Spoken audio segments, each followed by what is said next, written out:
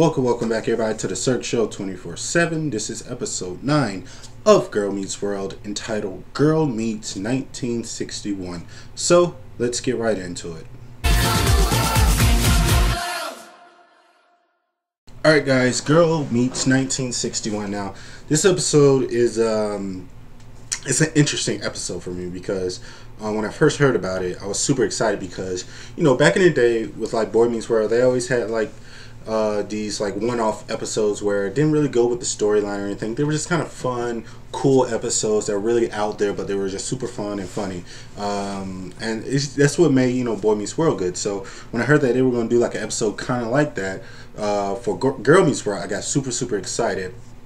And you know, last week we just came off of one of the directorial debuts of Ben Savage, who plays Corey, and that was a very great episode. And this episode, we're coming right off his directorial debut for Girl Meets World with Ryder Strong, who's Shawn Michaels. I mean, not Shawn Michaels, Shawn Hunter. Sorry, I watch wrestling too. Forgive me. Who's Shawn Hunter? So I was just super excited because, you know, Shawn's a great character. I know Ryder Strong, he's a great director. He's actually dabbed into directing a little bit more than Ben Savage. So I was super excited for him to, you know, just show us what he had. So with that being said, you know, a lot of things worked in this episode, but a lot of things didn't work. So I was like really torn with this episode. Now, this episode has to do with, you know, Corey's just kind of instilling all his students that, you know, back in the 60s, like everything was like cool and hip, and, you know, they're missing out. But, you know, everybody thinks he's old, you know, everybody thinks he's too old. He doesn't know what he's talking about. So he gives the class an assignment to, you know, travel back to, you know, 1960s, go find your grandparents and stuff and see what they were doing back in the day, and, you know, do your research and let's like do a paper and just see what they were doing like back in the day. So that was like the real plot of this. And, you know, you have your four main characters, which is Lucas, Farkle, Maya, and Riley. They all kind of travel back in time as this episode is. So with that being said, I enjoyed that part, like the whole travel back in time stuff and how it played out towards the end, and how like each character was like a version of themselves, but they were playing their grandparents from back in the day. So that was really cool, and like how it paid off at the end with the picture and stuff, and how you saw you know, Farkle, who's playing his grandfather, he takes the picture of like them in the 1960s, and his Maya and, you know, Riley, Lucas, and them. But when they show that picture that he took, it actually shows like the adult versions of who they actually were, like the adult version. So that was really cool, and I really liked that kind of touch in this episode. So that was really cool. But it was just certain things, I don't know, probably just one thing that kind of really irritated me, that it just felt out of place, and maybe it has to do with the character more than it was just, or the song or something, you know what I mean? So I just kind of got taken aback by it, and that was with Lucas, because, you know, if you watched my last week's review, I really enjoyed Lucas last week. I thought it was one of his standout performances. And he still had great moments in here, but it was like one part of this episode where he starts singing and stuff, and it was just weird because we just came off a great song with Maya, and she did a great song, and she has like a beautiful voice and stuff, and that was really cool.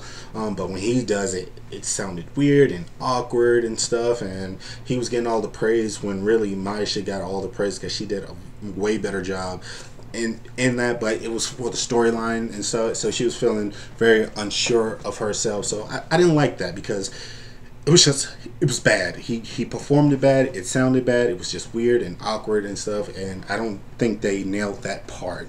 And I don't want them to get into the habit of like letting Maya like really beat down on herself as much as she does. I like it, but I kind of see this pattern where like every week she keeps saying that she's not good enough, like she's not good enough, she's not good enough, everybody's better than her, you know, this, that, her family sucks. Like, I get it, you know. Like, show me more. Like, she's my favorite character so far, so show me more. I get that. I get the stuff that she feels down on herself. She doesn't think that she's worthy, but you know, show me a little bit more. And I expect more from like these writers because they're very good writers. So I just don't want them to fall into that habit. Like right now, I'm still okay with it, but I can start to see myself like every week her just getting down on herself. I don't want that. I mean, she's a great character.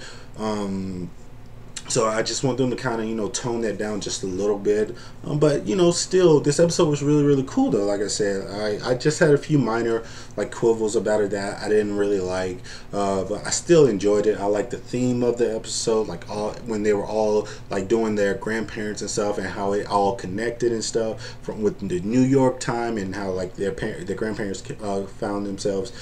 They all, like, met each other in New York and how that, you know, travels, like, to the future and how, you know, their grandkids all meet each other and they're all friends and stuff. So that was really, really cool, and the message is sent, that was cool. So, you know, it was just one of those hit and miss kind of episodes for me. I still think it was directed really great. It was just certain things that he probably didn't have control of because he's not a writer. So maybe it's more the writer's fault and the script's fault than the director, because I think it was directed really, really good, and certain shots were really pretty and stuff and really good, and I really liked that moment with how Topanga got her name and stuff, and that was really cool. The only thing I didn't like about it is like they saved Topanga just for the end. You know, we didn't see him none through the episode, but just that one shot or that one scene towards the end where, you know, Riley explains like, you know, this is where your name came from, and you know, this, that, and the third. So I don't want to see that with Topanga. She's an important character. Last week they used Ben Savage, who's Corey. They used him really good because he directed, so he wasn't as in it as much.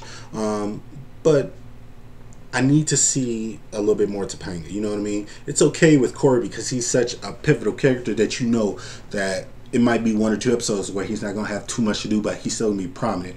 With Topanga, I don't really feel like she's got her very own episode, even though a few weeks ago she did get her very own episode. But I just need to see a little bit more with Topanga because she's such a great character. So, you know, they need to fix themselves. Like I said, we're only in episode 9, so they still got like 20 probably more episodes to go, so I'm not really worried about it as much. But you know, just work with me, writers. Just work with me, Girl Meets World. I really like the show a lot. So what you guys think about this episode? I'm not trying to bag on anything. I really liked it, don't get me wrong. Just a few little things that kind of bother me. What you think about Ryder Strong's his directorial debut in Girl Meets World? Did you like it?